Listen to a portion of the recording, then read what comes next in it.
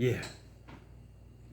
지금으로부터 2500년으로 돌아가서 내 자신이 붓다가 한번 되어 보겠습니다. 붓다는 이제 보리수 밑에 앉았습니다. 그 29년간을 락에 살았죠.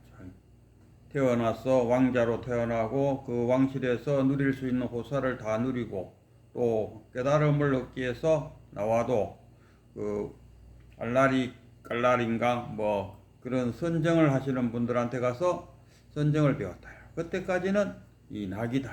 그래서 낙을 즐기면서 수행을 했는데 진정한 괴로움으로부터의 해탈은 못 되더라. 그래서 이번에는 정통 고행주의로 한번 그래서 6년간을 썰산에 들어가서 소똥을 먹어가면서 백가죽이 덩어리에 붙을 만큼 정말 치열한 고행을 해봤다. 아니더라. 그래서 툭 털고 오리수 밑에 턱 지금 앉았습니다. 앉아서 편안한 마음으로 이제 그토록 깨달음이라는 것을 갈구하던 그 마음조차도 턱 놓고 가만히 앉았습니다. 가만히 앉아갖고 지난 날을 한번 돌아봤겠죠. 이거 우리가 사유, 깨달음에는 정말 사유가 가장 큰 도움이 안 될까? 누구와의 대화가 아닌 자기 자신과의 대화, 자신과의 대화가 사유지 않습니까? 그럼 내가 살아왔던 그 29년의 낙과 6년간의 그 29년가도 막 먹을 수 있을 만큼의 그 강렬했던 6년가 그 두 개마저 놓고 가만히 있었다니까요. 가만히 있을 때, 제가 그 경주에 백운암 가서 백운 스님한테 독대를 할 때도 제가 어떤 견성이 탁 왔을 때, 그 감정이 무엇인가 하고 봤을 때, 진공이었습니다. 진공 상태였습니다. 그게 깨달음 상태였습니다. 그래서, 붓다도, 락과 고를 놓으니까 딱 진공 상태가 됐다. 그래서 진공 상태에서 뭐가 납니까? 진공 모유가 되더라. 진공으로 끝나버리면은 그 깨달음으로서 끝나버리지만은 그 진공의 상태에 탁 놓이게 되면은 묘하게도 모유가 나온다. 그 반야신경에도 그러지 않습니까? 공중에 그 반야바라밀다가 나와서 안욕따라 삼막삼보리를 얻었다. 다 깨달음 하니까 뭔가를 깨달았다는 생각을 갖는데 견성을 했을 때 저희 그 경험을 이야기하면은 그때 내가 도대체 뭘 깨달았단 말이고 내가 뭘 견성했단 말이고 그 깨달았다는 또는 그 견성했던 그 순간은 도대체 어떤 느낌이었나. 제가 아무리 살펴봐도 그 당시에는 딱 진공이었어요. 진공에서 모유가 나오더라 이런 말.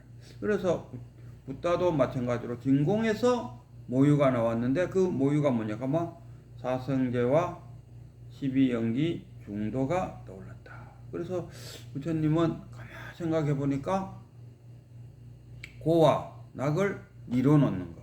밀어놓고 보니까 그게 뭡니까?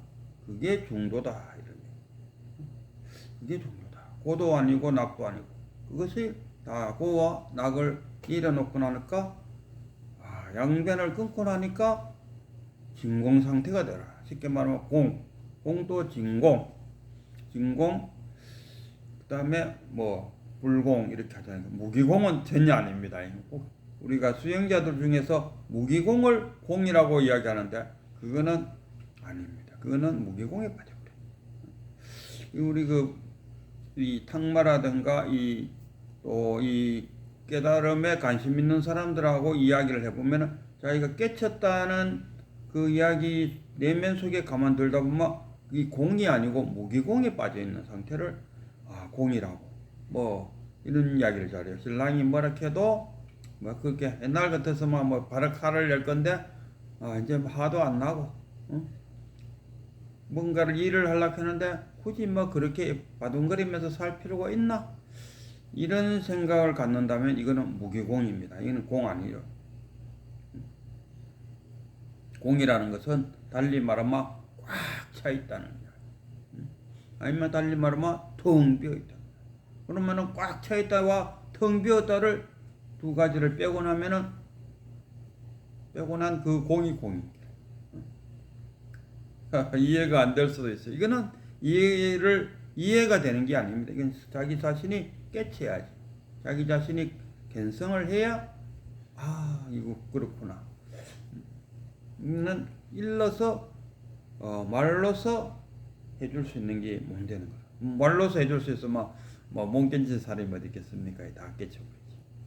근데 참으로 신기하게 이거는 말로서 깨치게 해줄 수 있는 것이 아니고 스스로 말을 통해서 스스로 깨칠 수밖에 없다. 그래서 이제 부다는 고와 낙을 놓고 사유를 해보니까 그 진공 상태에 탁 들어가는 그 진공 상태에서 모유가 나왔다. 그 모유가 뭐냐? 12연기, 사성계, 중도. 그래서 오비구를 찾아갑니다. 오비구를 찾아가서 그 5명의 비구를 놓고 중도를 이야기합니다. 나는 중도를 깨쳤노라. 자는 견성했다 하면 근거도 없이 견성했다 한들 그 오비구가 뭘 알겠습니까? 그리고 보이는 그 뭔가를 제시해야 안 되겠습니까? 그래서 보이는 그 무엇을 제시하기 위해서 중도를 깨쳤다. 그럼 중도가 뭐냐 했을 때는 설명이 가능해요. 물론 설명은 가능하지만은 체득 이것도 중도 12연기 사성계도 부처님도 말씀하였지. 성철 스님도 마찬가지. 이거는 말로서 이야기해주면은 이해는 돼요. 그걸 우리가 해오라 하지 않습니까? 해오는데도 증도는 아니다. 증도는 자기 자신이 진공 상태로 다 한번 깨쳐봐야 이제 이야. 그러나 중도가 뭐냐고 설명해 줄 때 쉽게 말해서 감은 잡는다. 그래서 그 깨치지 못한 오비구를 앞에 놓고 부처님은 나는 중도를 터득했노라. 그 중도가 뭐냐?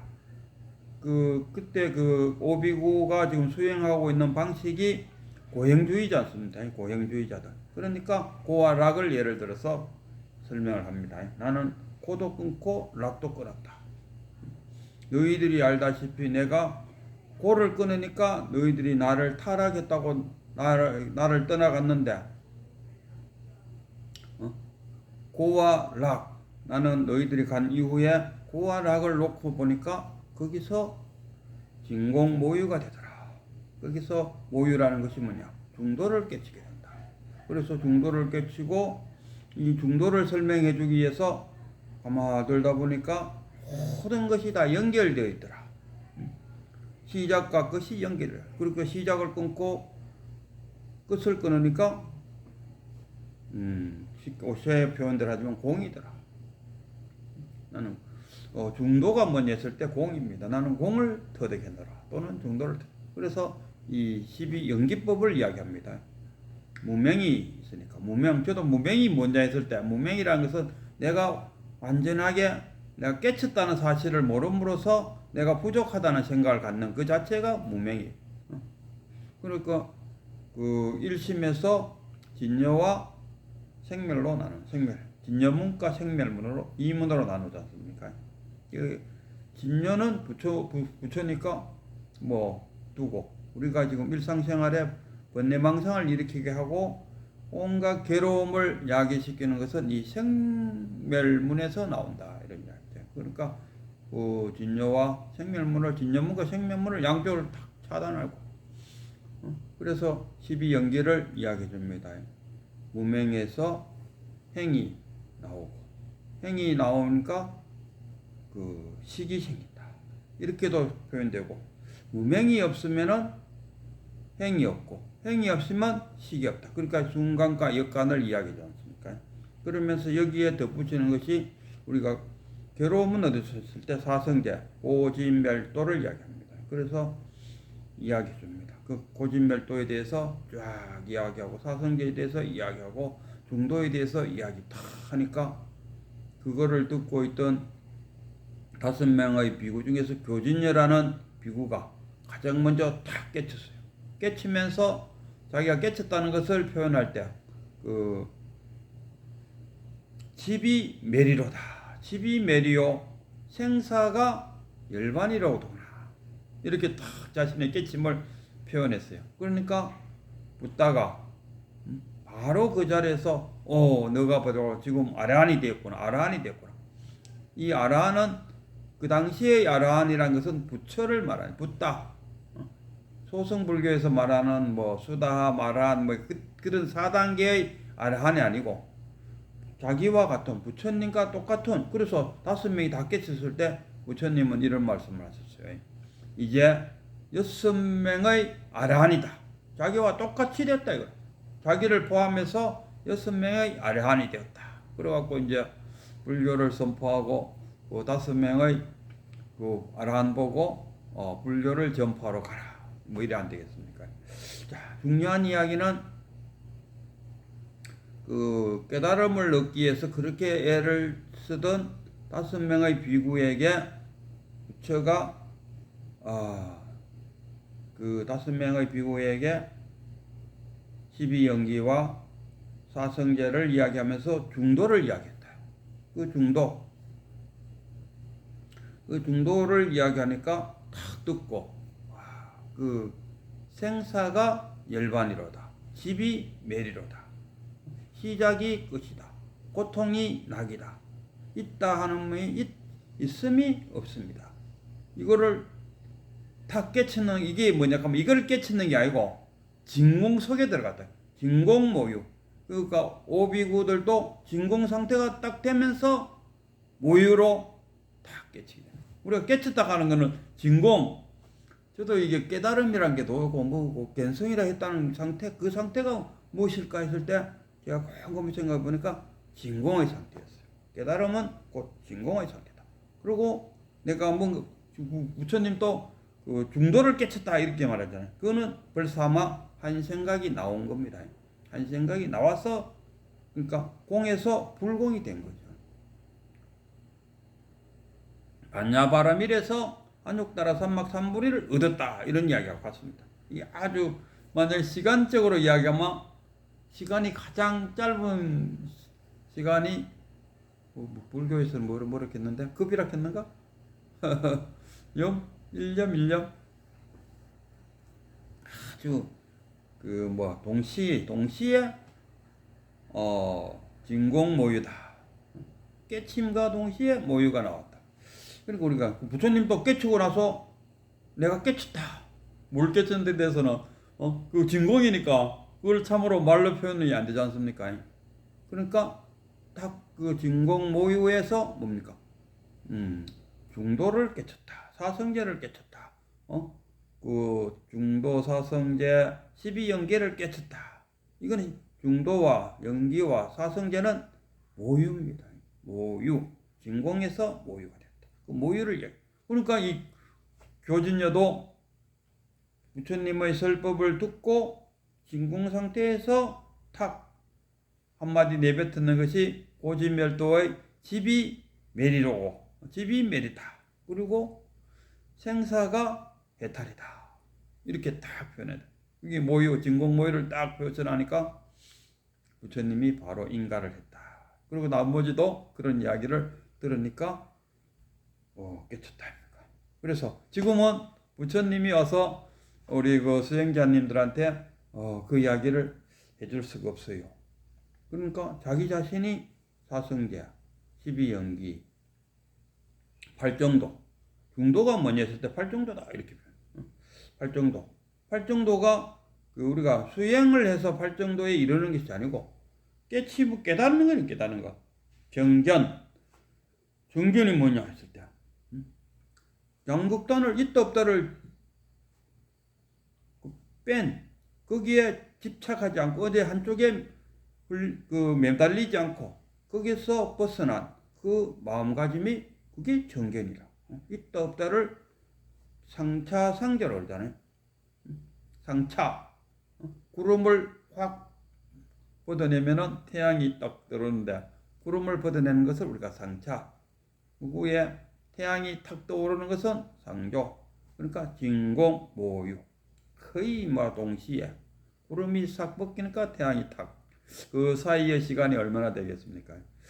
그와 같이 자기 자신이 사성계와 12연기와 팔정도, 중도를 해오는 정도는 자기도 할 수 있답니까? 이해는 할 수 있다. 그것을 이해함으로써 자기 자신이 탁 진공 상태에 들어간다. 진공 상태에 딱 들어갔다가 다시 딱 자기가 모유로가 될 때, 그게 깨달은 겁니다.